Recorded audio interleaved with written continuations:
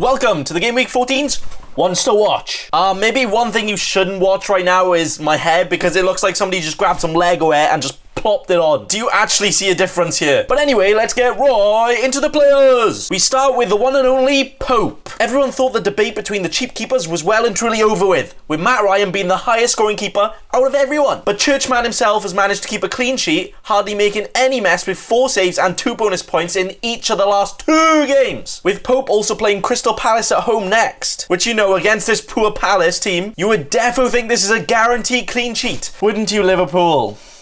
But I think Pope shall be one to watch if he can do it again. Next up is the guy that's down under, but not under Pope in points. It's Matty Ryan. Like I said, most points out of any goalie so far, making him a potential keeper in your team. He's had the most bonus out of any keeper, second most saves out of any, even keeping 4 clean sheets. Double Liverpool. No, I'm not salty at all. And he did save a penalty this week until Jamie Vardy had to retake it. But the reason he is ones to watch this week is even though he is playing Liverpool away, he's made 9, 8 and 7 saves against the big teams such as Chelsea and Leicester, and also the Leicester Man United, where he even got 3 points in that game, even though he lost 3-1. Like, what the frick? But if he can do something in the next game week, he could definitely be the highest scoring keeper for a while, only playing 2 top 6 teams from game week 16 to 29. The final goalkeeper we have is the you'll never be better than your father, Schmeichel. Now, put some respect on Casper's name. Not only is he a great keeper, he's a great and friendly ghost as well. Now, but he has now had 4 clean sheets in a row to now have the outright most clean sheets for a keeper this season, as well as playing 4 very low scoring teams next in Everton, Watford, Villa and Norwich, with 3 of those games being at home. Casper's next job may as well be a mid with all the clean sheets he's been delivering, but the reason he is one to watch this week is he hasn't actually been making many saves, which in turn means hardly any bonus, but that's due to the defence being so good. But maybe against the flip-flop FC Everton, if they can challenge the defence a bit more, we can see more if Schmeichel will be worth it against teams that can actually get shots on, to see if he will be worth it against most teams as a goalkeeper. And moving on to players that will hopefully defend my statements and saying you should watch them, it's defenders. First, we have James Tarkowski. I said when Burnley's defence gets decent, their players will be good. And James, my man, has decided to treat himself with a goal and an assist and a clean sheet in just 1 game. The absolute greedy bar steward. But that's now 29 points in 2 games, meaning he's now had the same amount of double-digit hauls this season than Sterling. Yes, that's right, a Burnley defender, same amount as double-digit hauls by 13 game weeks than the most expensive midfielder from the champion team. What? Like, not bad at all, is it? But Burnley's good form doesn't look like it will end straight away, so just like Pope, poor Palace at home could be good, get another Deliveroo of points. Surging into the list next is Aurier. Now this season it has been all over the place for him. 14 points 1 game, and then red card and 2 points 2 games later. But apart from that, he's been pretty good. He is a very attacking fullback, where in the West Ham game, he was constantly going forward because, well, Aurier doesn't take demands, he's not going to stay in that bus, he does what he wants. But it is hard to say if he will be guaranteed to start and if Spurs will be good. But against Bournemouth at home next should be one you should definitely keep a couple of your eyes out to see if he can do it again. Within the next few game weeks, playing some great oppositions, and by great I don't actually mean great, I mean great to get points against. Our last defender for today is someone that's fresh out the room and into the Man United team. It's Brandon Williams. He did have a bit of a Western Superman defensively, but he did go on and score a cracker of a goal to get himself some points. Now I doubt Man United will keep many clean sheets, and they just don't look great anyway, and Williams will only play when Luke shows Weetabix knees giveaway every few months, and he's inexperienced, but an attacking fullback for Man United for only 4 million.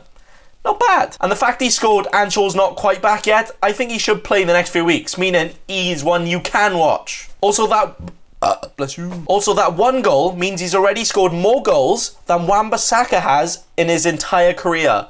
Yeah, I know, right? Brandon Williams is the next English Marcelo confirmed. Now on to the middle of the field with midfielders. We start with my own family. Go on, my son. Great performance from him on the weekend, but again, it's hard to see if Spurs are still Spursy. But I do think even if they don't get results, Son is a player that will keep getting goals and assists and is a very generous price. He's had 4 goals and 6 assists so far this season, so not too bad at all, my son. See, I'm not used to having sons younger than me, but, you know, 2019, get used to it. Sonny boy plays Bournemouth at home next, though, where I could very easily see him playing football, meaning you should definitely watch him for his hat-trick. Next up is João Felipe Irias Santos Moutinho. Now, I wouldn't actually suggest getting him in, but he is definitely one to look out for, as now he's had 3 goal contributions in just 3 games, with Wolves having a great run soon, playing the likes of West Ham, Brighton and Norwich. But I think if you do want to go for a Wolves midfielder, you should definitely look at the tank himself Adama Traore. They just knew he was going to be an absolute unit when he was born, so they decided to name him Adam. But Traore himself has been getting plenty of assists and mainly been playing on the wing for Wolves, so at his price, could be a great differential for their incoming run, which, you know, I might do myself. Next up is someone I've been calling Zaha all season. It's Wilfie Zaha. I was saying that because he's only just scored his first goal of the season after 13 games, and he was going to go to Arsenal for 70 million. I know, not great, but he is a confidence player, and he doesn't play a top 6 team for 8 weeks, so maybe with his now only 6.6 million price tag, could be quite good. The next game is Burnley away, so it could be tough, but Bournemouth, Watford and Brighton after that, so we could see Zaha no longer. And finally, finishing with the best finishers themselves, the forwards. Starting with Jamie Vardy. Now, you all know right now, he's going to keep scoring. 7 goals and 3 assists in 4 games. Like, what else do I say to that? But the only reason you should watch him because he's guaranteed to score, so get yourself a nice highlighted goal on your eyes. Next up is one you might not agree with me on. Like, try not to be too rash on me now. But it's Rashford. Now, at times, it looks like he's just trying to find some fitties in the crowd instead of actually playing and paying attention. But 4 goals and 2 assists in 5, including being on penalties, is good enough to be watched, I think. Playing Aston Villa at home, where they are usually poor away, so could be another great chance for him to score and for him to get loads of points